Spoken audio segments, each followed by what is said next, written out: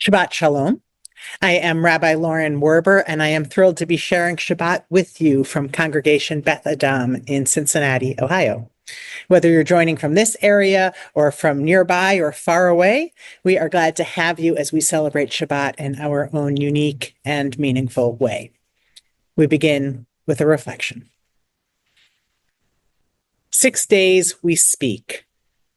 Tonight we listen. 6 days we build. Tonight we rest. 6 days we take care of others. Tonight we nurture ourselves. 6 days we work to change our world. Tonight we are renewed by what is eternal. 6 days we plan for the future. Tonight we are enveloped in the present.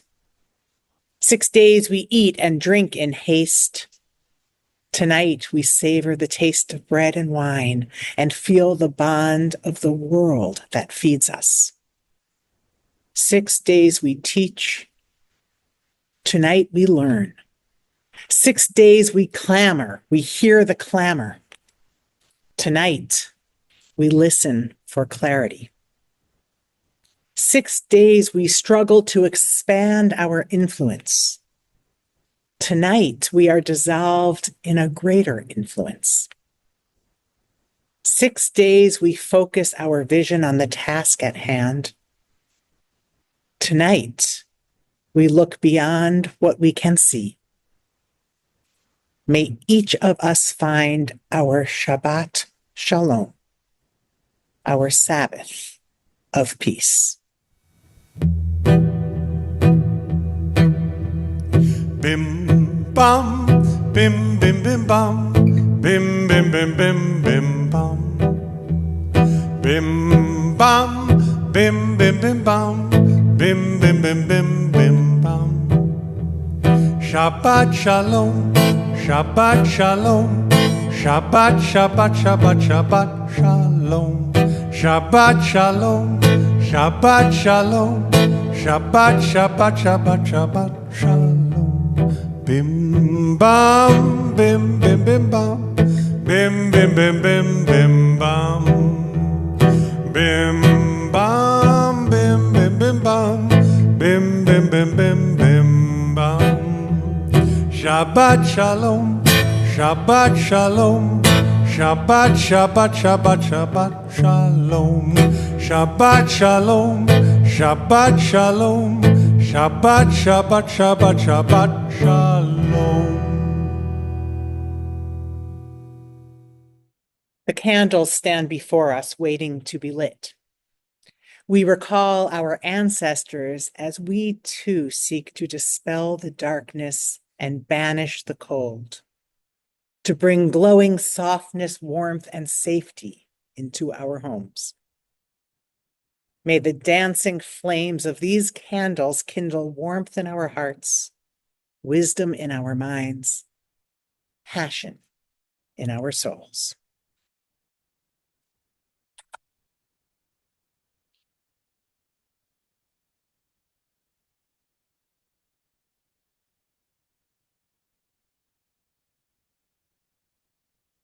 Baruch ha'or ba'olam. Blessed is the light within the world. Baruch ha'or ba'adam.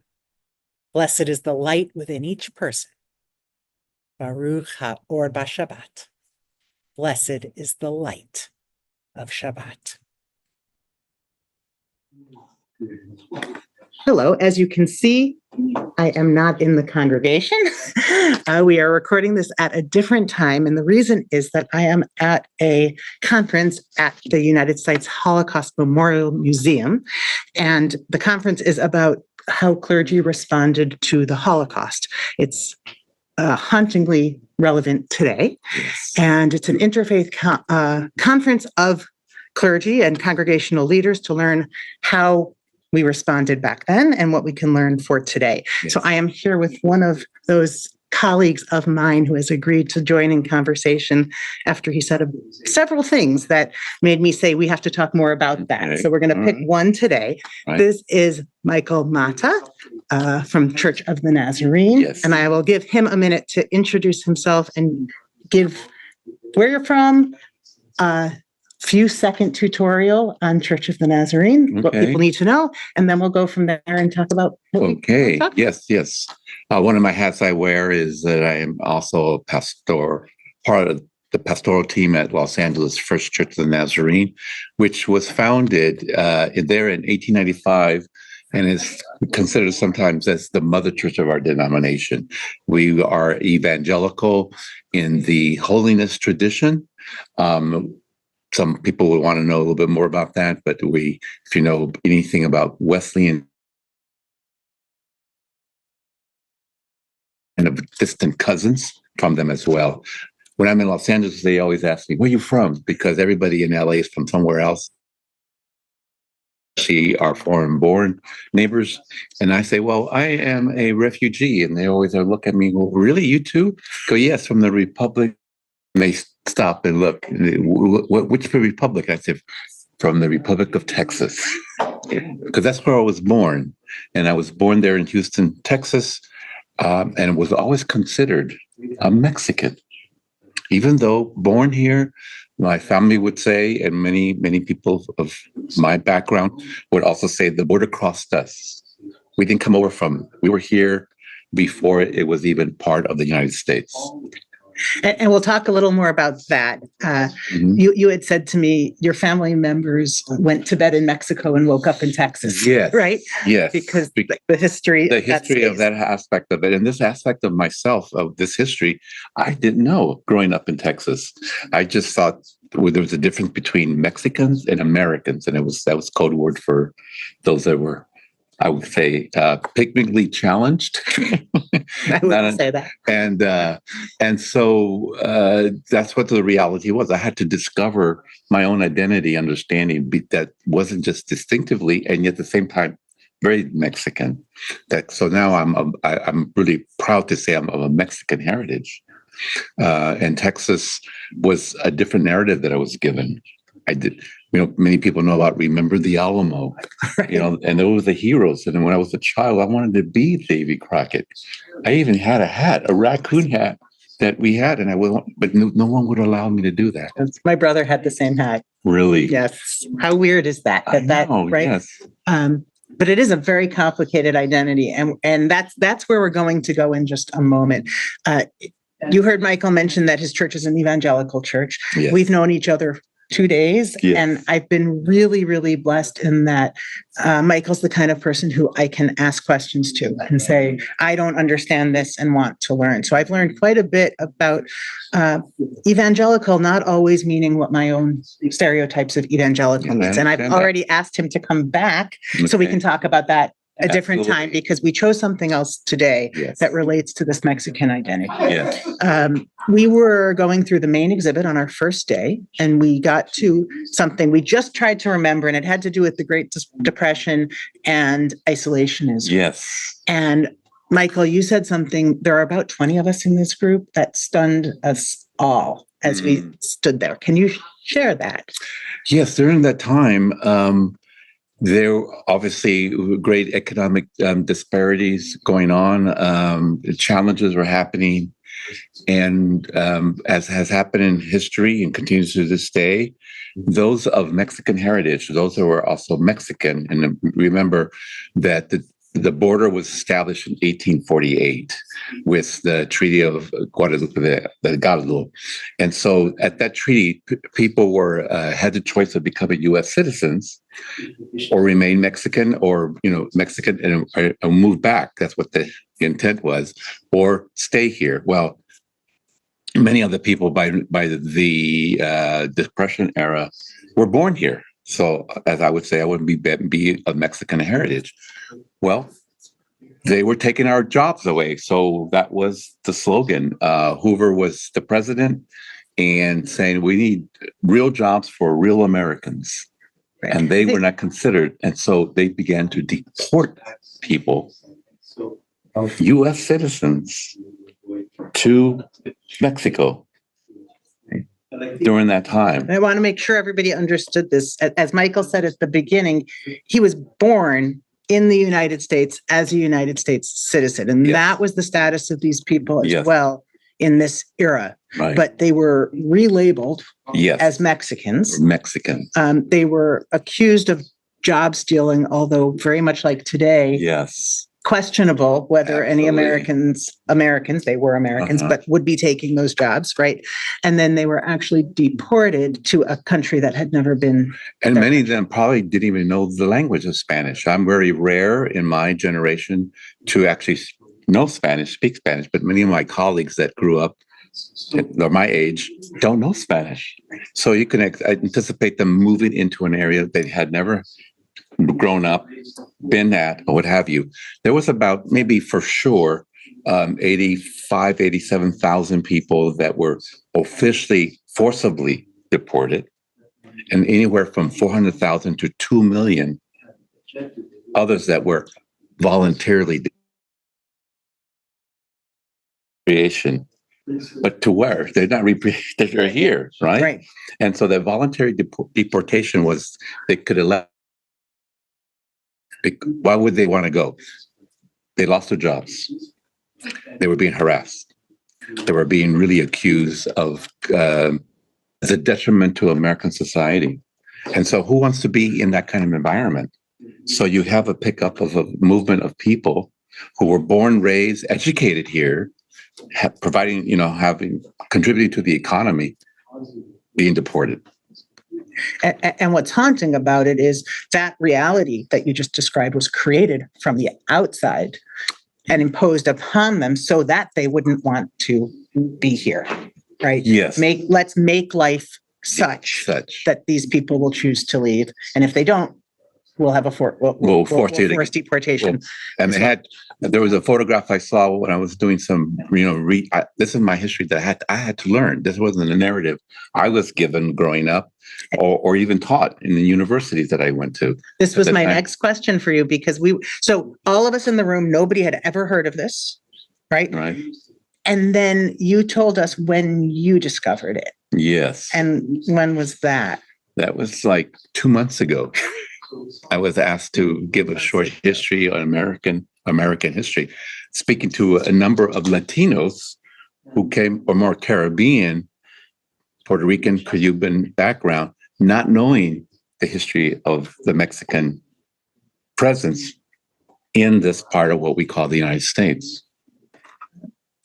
It's absolutely remarkable. And in real time, one of our colleagues started looking it up to make sure you were right. You remember that? Right. So he was doing a fact check, yes, vetting this information because it was so surprising to us. And that wasn't just the first deportation. There was an earlier one in 1917. These were unionized workers, miners who were on strike. And so they were picked up about 7,000. Were actually, I'm sorry, let me go back. 1,000, and there were 2,000 deputies that came in, and these striking individuals, we would call them Latinos now, but of Mexican heritage, were rounded up and taken to the border and just left there. So this aspect of deportation based on a person's ethnicity continues to be a reality even today, I believe. And have the stories then be erased so yes. that as we live it again, we don't have any awareness. We don't. And that came up as well, that you can tell we're rehashing some of this conversation that happened organically at the time. But I asked Michael about if this is when I learned he only knew it for 2 months. I said, does that make today's world just give you like a visceral reaction from that earlier generational trauma of what happened? And that's when you said, I didn't even know it. Right. And the place I was coming from was, and one of the things we've discussed in this interfaith group is the way the Jewish members of the Jewish community very often feel that visceral connection to our history and to people who are Jewish in Israel throughout the world. So, and it dictates some of our response to atrocities against us and atrocities against others. So I said, of course, Michael, this makes this whole issue with immigration now much more wounding to you. Yes. And the response was, well, we don't know the history for it to wound in that way. And any comment? And that could be very intentional, right? We just have learned about how societal structures can help shape a narrative or remove a narrative, a story. Fortunately, it was during the 60s, this Chicano movement was able to capture and find this information because it's there, but it wasn't necessarily taught or input into the education aspect of it. Just recently, 2012, California law has now required the education of Californians to know of this history. Wow. 2012. And I just found that out too, because I of course, I was no longer in elementary 80 years school. Later. Yes. 80 years. Wow. So now it's being taught in theory. Now it is. At least we have that in documented, verified, and put into the school curriculum there. It's part of, they've always had elementary school kids in California do the mission study. They have to do little mission, models, and they learn about that part, but not the aspect of it, of what it did to the indigenous community. Say a little bit more about that. Well, and again, I went to elementary school in Texas, so remember the Alamo. The young people during the fourth year in elementary school, they had to do a mission segment or module, and rebuild a mission. One of the missions that were developed by the Roman Catholic, communities that were built by indigenous people and constructed. So it seems like a great history of building up the religious infrastructure of California, but on the backs of indigenous and what we would say Mexican communities.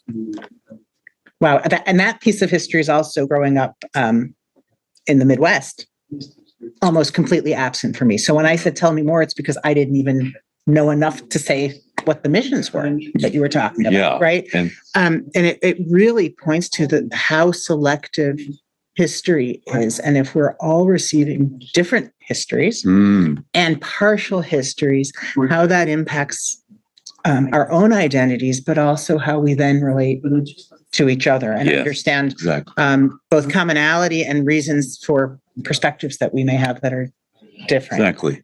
And we're missing a whole lot, is what we're learning. We are, and to the next generation, how can we help them understand those aspects that we can come together, and many of our histories are parallel, in many ways. Right. And is this, there's more to say about identity, but I'm not sure in what direction yet. I need to think about that in terms of how we embed these stories into our own identities. And it'll be interesting how I would say the American community of Mexican descent, is going to eventually, hopefully, understand this history and bring it into who they are, if it'll parallel. And it's still upcoming, because it wasn't until the 60s that we had the Chicano study movement of them trying to find this understanding of it. And only recently, about 4 years ago, a colleague of mine wrote The Brown Church, and looking at until when the Spaniards arrived and what has transpired in colonization, and of course what happened to the indigenous community and how we were birthed as mestizo or Mexican. And so, yes, there's still a lot of more that we have to learn, but I'm finally able to understand where I come from, what has transpired, and maybe, as you already touched upon, maybe why I experienced certain trauma, even today.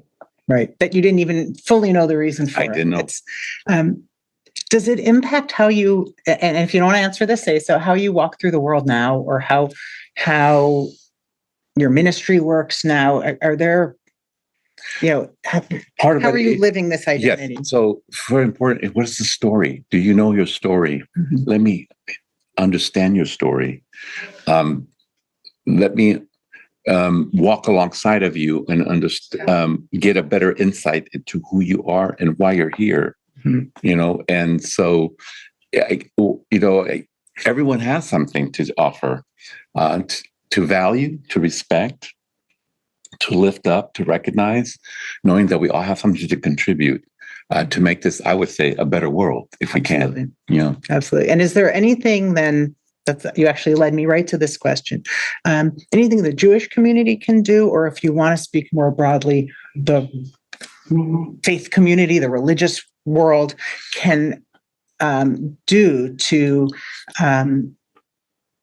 support people who are not just like us, people of Mexican descent, people who are being othered right now? One thing I appreciate the Jewish community is they have excellent education and religious education. Your identities are very well formed, and so sometimes there's an expectation they're already formed their history. And as you're hearing from me, my knowledge of who I am and what has informed who I become is very limited because I didn't have all that history about what does it mean to be a Mexican or Chicano or Latino, right? And so I think to have a bit of patience and understanding that not everyone coming in who are different than Jewish community will have a fully defined identity. Yeah. That was actually the birth of this conversation, because when we talk about, sometimes we're aware of our privilege and sometimes it's just there. Yes. And who would have thought that it's a Jewish privilege that we are so historically based, and our sense of self. Yes. Now we have things that we struggle with, but that sense of identity and self is clear to us. And it didn't occur to me that others wouldn't be given that's actually a gift until and I wonder if that has to do with creating spaces for learning and dialogue. I think so. So I that's really create and sit back and understand how another person sees the world and do they even know? And sometimes I found that sometimes they don't. They've been colonized, they've been discriminated, etc. And there's nothing in their structure, cultural structure, or education system to allow them to really fully appreciate who they are. Right. Or it was actively hidden. Yes. Right. I mean, it can be structurally very much so. Right. So in my growing up in Texas, I only had one aspect of the story of the Alamo, not knowing that the Alamo was an expression of a desire to bring slaves into that territory. Right. And the Mexican community had already abolished slavery. Oh, and I didn't know that because by that time. And so that's why they had that conflict. Wow. They didn't want to bring slaves into that territory. No. And so the Mexican army rose up to stop it. Well, I know what my next reading will be because I was unaware, but it's really not remember, but learn the Alamo, learn our history. Yes. And this may seem a strange conversation to have chosen as we're trying to squeeze in lunch and people are walking around, right? And not directly and explicitly necessarily related to something I can say, this is why I'm doing this on this Shabbat. But I think that the underlying idea here is what's our role in meeting people and understanding people and protecting the dignity of people whose history varies from ours, and what's our obligation to learn. Our focus here this week is on how clergy responded to atrocities, but it becomes larger. How do we all act against the attitudes that allow it, and how do we then respond when we see something? And I hope this conversation helps us to understand that Mexican American history is far more complex than things that certainly I know, and probably many of you know, and to remember to ask questions. Anything else on where we go? I would say something like learning more about that. So I've one time had a workshop called "Not All Latinos Eat Tacos." It's just because you're brown skin or Latino that tacos are part of your daily cuisine. Well, I have realized I had to learn that there are other Latinos with different tastes in food. And so my Mexican tamal is very different than the Guatemalan tamal. They're wrapped up in banana leaves. We're corn husks, right? I hadn't even know what a pupusa was, which is a Salvadorian, kind of a tortilla in between, and with something in between too. So we're as diverse as any other group of people. So we to recognize that and to be open to that just because they look a certain way and maybe they have certain similar cultures, that ultimately we're all precious and unique, and we have something to offer. What a beautiful way to end. And with that challenge to continue to search for that kind of knowledge and connection. And I love doing it through food. I wish you lived closer and we could do a food exchange, adult education series. But I hope Michael has allowed you to think about a piece of history we don't think about, the ability to connect with people we don't necessarily think about connecting with. We have a wide variety of clergy here, and I picked one of the few evangelical, right, to talk to today. And on the surface, a lot of difference, but in fact, a lot of commonality. Yes. And I think that it's a good lesson for us all. So thank you, Michael. Well, thank you. We will continue with our service. Yes. Peace. We've just reflected on the horrors of the Holocaust, recalling the dire consequences of ignorance, prejudice, and hate. Now, in addition to Shabbat, this evening marks the beginning of the Muslim month of Ramadan, a time of fasting, reflection, and community building. Just as Shabbat reminds us of a better world that can be, the highest ideals of Ramadan remind us that despite political complexity, despite religious corruption and the harsh realities of violence and hatred, there is a better path. A path that leads not to destruction and death, but to love and life.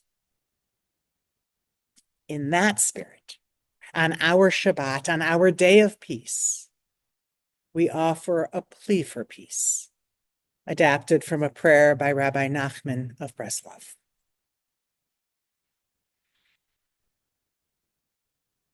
Let us establish peace among the people Israel, and let there be an ever-increasing peace among all peoples. May there be no more hatred, rancor, strife, or conquest between one human being and another. Let there be only love and great peace among us, so that each one of us may know the love of the other, until we are able to come and gather together, every person with another, so that we may speak one to the other, so that we may explain one to the other our truths. Let us establish peace among the people Israel, and let there be an ever-increasing peace among all peoples. Baruch Or HaShalom, blessed is the light of peace. With hopes for peace for all people, here is the song Salam, Ojavo Shalom Aleinu. There will yet be peace for us and for all people. Salam, peace. This is a song by Moshe Ben Ari. Ojivot shalom aleinu, Ojivot shalom aleinu, Ojivot shalom aleinu ve'al kulam. Ojivot shalom aleinu, Ojivot shalom aleinu, Ojivot shalom aleinu ve'al kulam. Salam aleinu ve'al kol ha'olam. Salam, salam. Salam Aleinu ve'al kol ha'olam. Salam, salam. Odevot shalom aleinu. Odevot shalom aleinu. Odevot shalom aleinu ve'al kulam.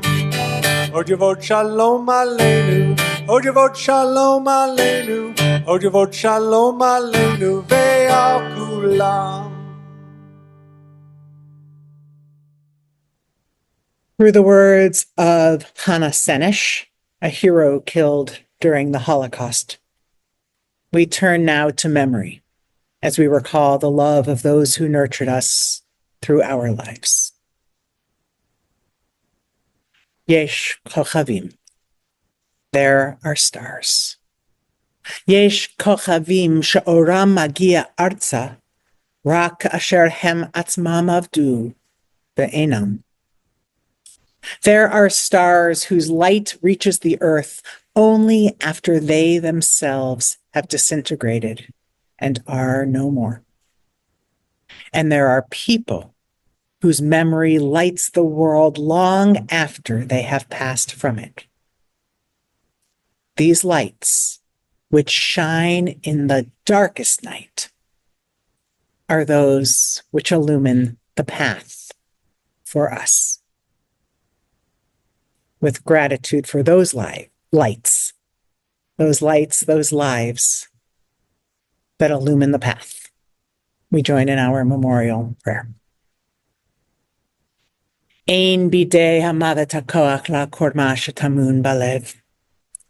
Death cannot take that which is locked in our hearts. With our tears, in our sorrow, we remember. With our courage and our strength, we do not forget. Acts of kindness, deeds of courage will remain. Beauty created, wisdom shared is not lost. With our tears, in our sorrow, we remember. Im dema'ot be'enenu, be'et avlenu, nishmor al zecher ahuvenu. With our tears, in our sorrow, we remember. Zecher tzadik livracha. May the memory of good people bless our days.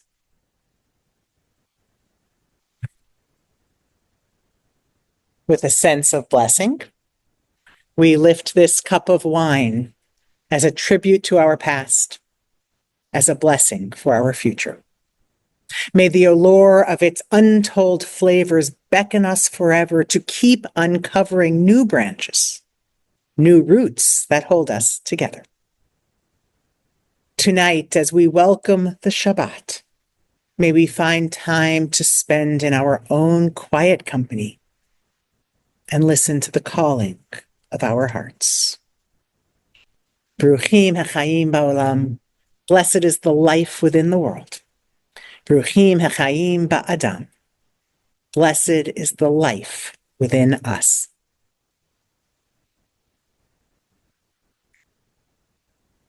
L'chaim.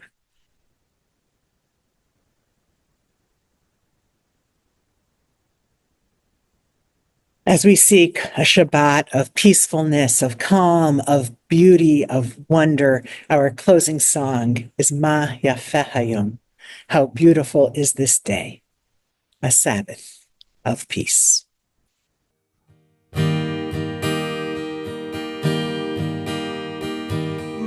Yafeh Hayom, Shabbat Shalom.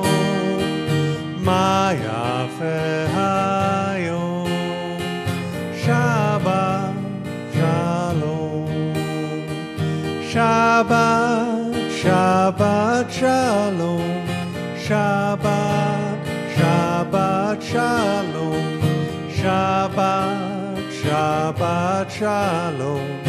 Shabbat Shalom.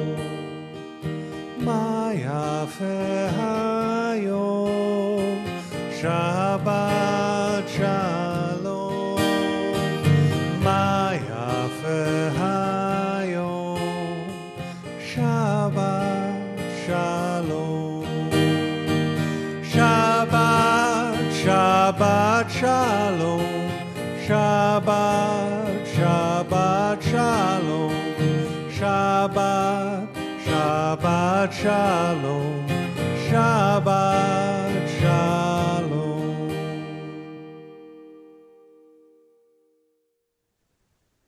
May we know blessings those who are near. May we know blessings those who are far. May the Sabbath bring its goodness to everyone soon, wherever they are. May we know blessings through the day. May we know blessings through the night. May health be for our children. All things soon be right. May we know blessings in our comings. May we know blessings when we depart. May we live each day with peace and wisdom in each heart. May Shabbat be for us all of these things. Shabbat Shalom.